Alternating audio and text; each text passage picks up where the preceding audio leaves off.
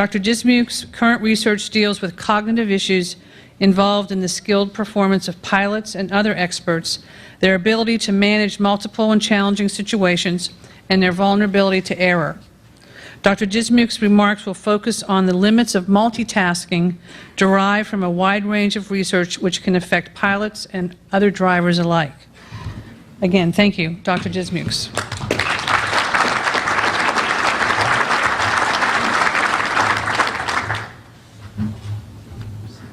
Well, you may wonder what I'm doing here, given that I do not work on distracted driving. My research focuses on aviation safety and the skilled performance of pilots and other experts. But it may be that some of what we're learning about human error in aviation has some bearing on this conference. I'll leave that up to you to judge. The next slide, please. So a few words about this business of multitasking. We live in an age of multitasking, both in our work and our personal lives.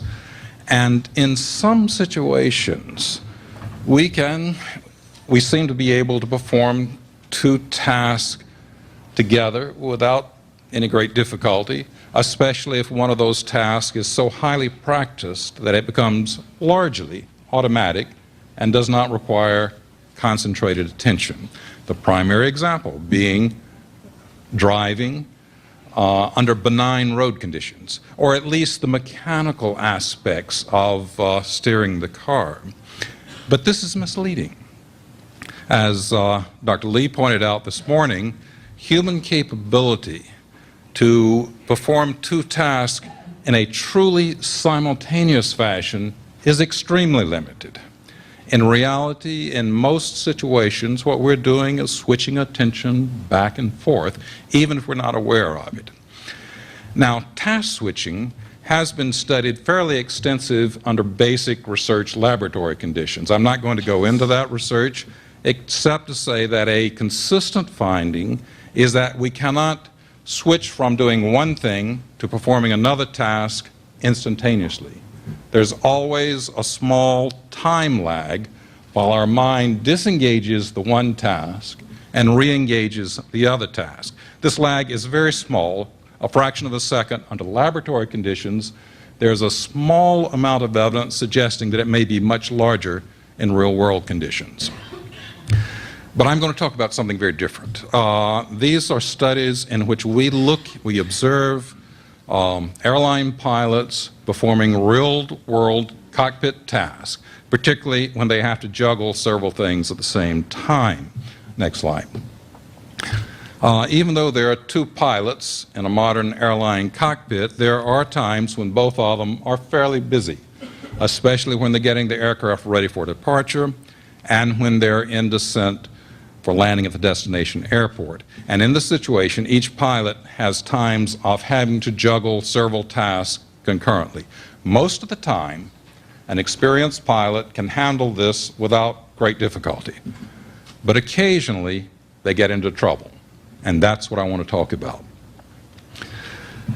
We've identified three prototypical situations in which switching between tasks sometimes falls apart. Next slide. And I'm going to give you an example of each of these three situations, just so you'll have something to hang your hat on. In this first example, an airline captain was mentoring a newly minted first officer.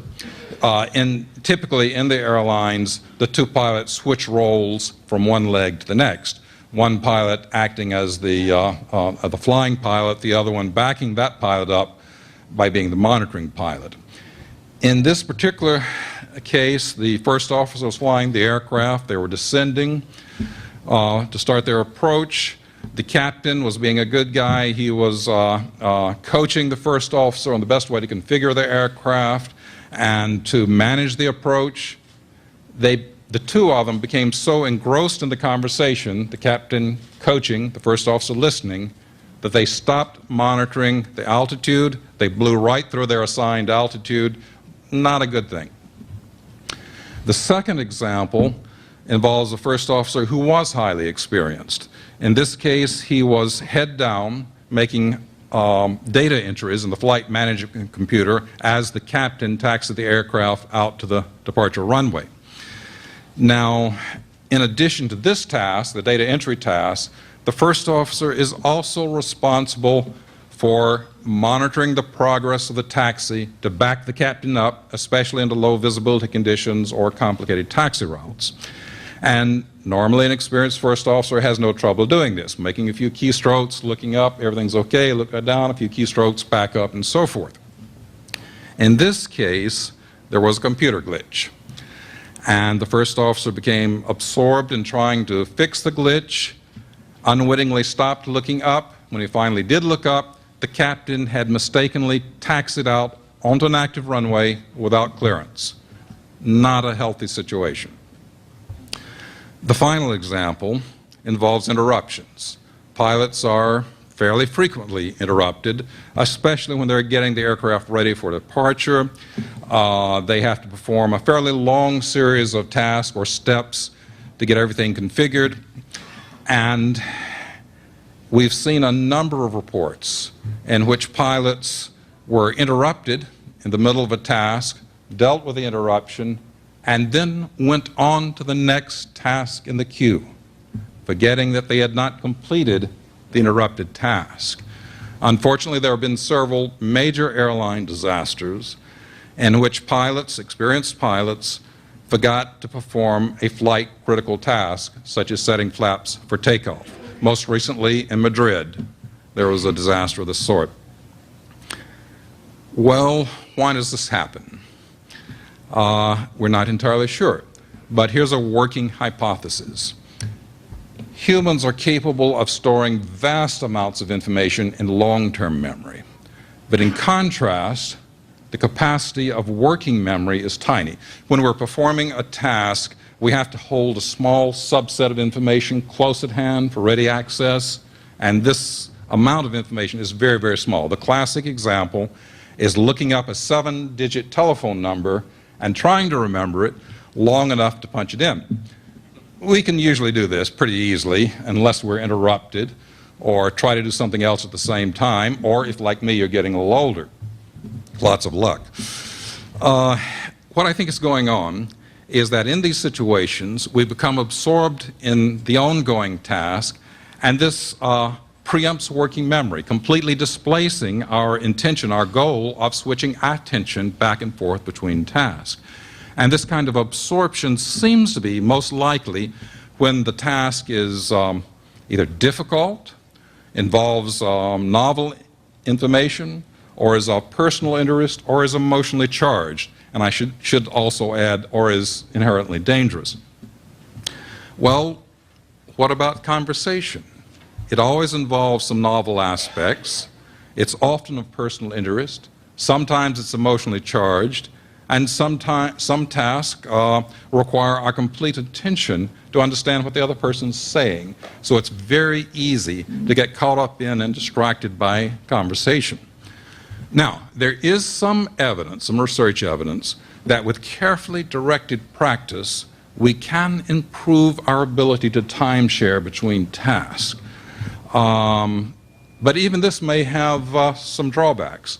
There was a very recent study out of Stanford University in which they looked at people who are habitual multitaskers and compared these habitual multitaskers to people who don't do much multitasking. And what they found was that the highly experienced multitaskers were much more easily distracted and much less able to focus on a single task when that was what they had to do. So to wind this up and bring it back to distracted driving, it may be unrealistic to expect drivers to devote 100% of their attention to the driving task in every instant continuously. We'd like for that to be the case, but it may be unrealistic. If this is the case, then two big questions are: how can we help the driver minimize diverting attention? And when they do momentarily divert attention, how can we help them ensure that the diversion is momentarily? that they bring their attention immediately back to the primary task of driving. Thank you.